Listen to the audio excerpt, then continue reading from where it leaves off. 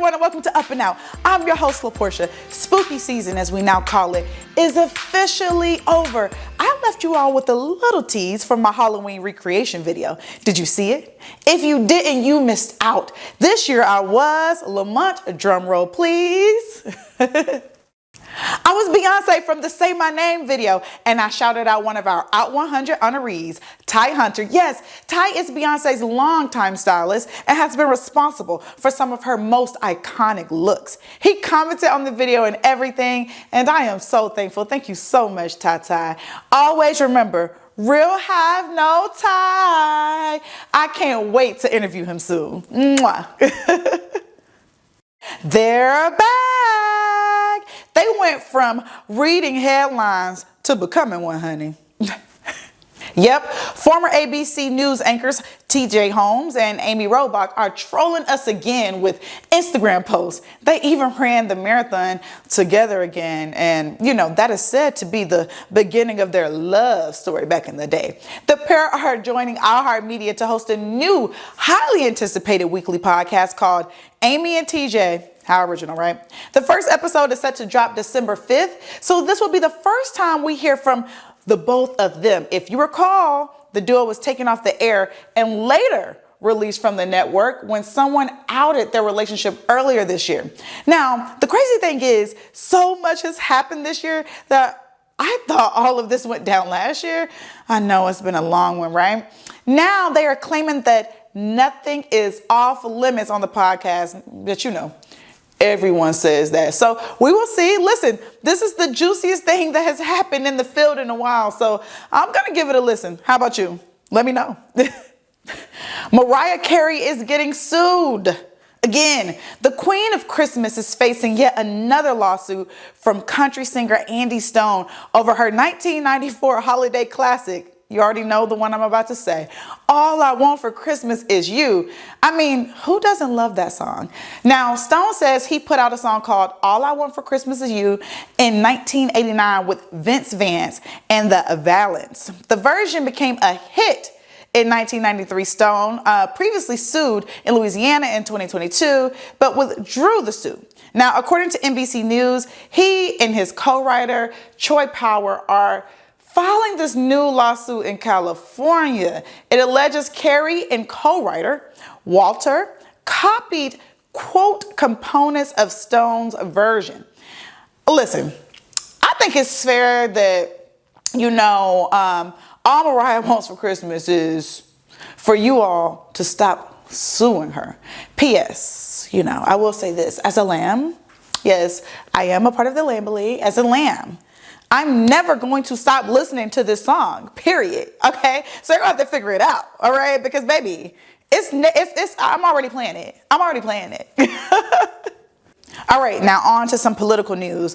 Urban Black voters have traditionally strongly supported Democratic candidates, but that might be changing, baby, that is changing. And the Biden campaign may not be able to rely heavily on that vote next year. The Advocate Channel's John King reports. Devontae Johnson is a foot soldier for democracy in one of its most crucial battlegrounds. Hello, I'm Devontae for Black Leaders Organizing for Community. This stop is encouraging. I'm so happy that it's a black man out here that's going from door to door. She's a tough one.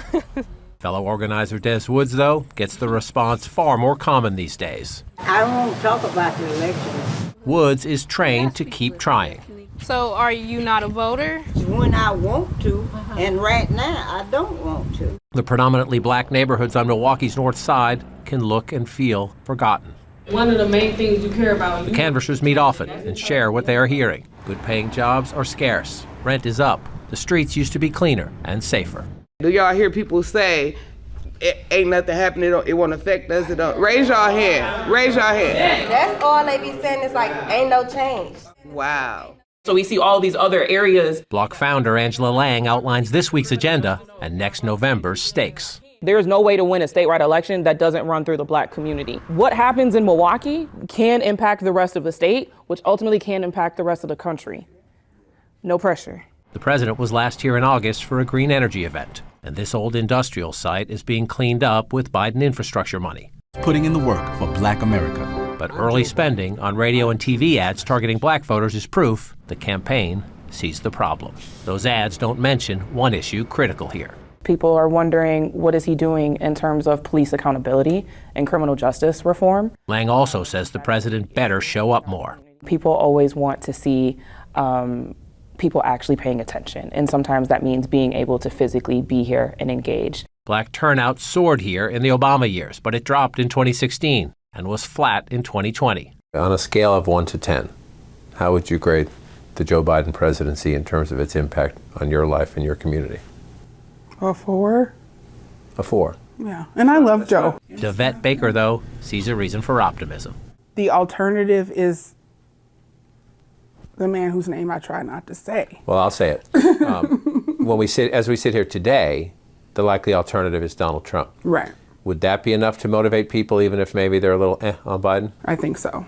Joanna Brooks is one such voter. She owns a yoga studio just across the Milwaukee line in Glendale. All right, y'all. Like many we met in the city, Brooks says black voters get taken for granted. Black people in general, I think, tend to be pretty loyal to the Democratic Party. And sometimes I wonder, just based on how that party has performed thus far for people of color, if we should continue to be.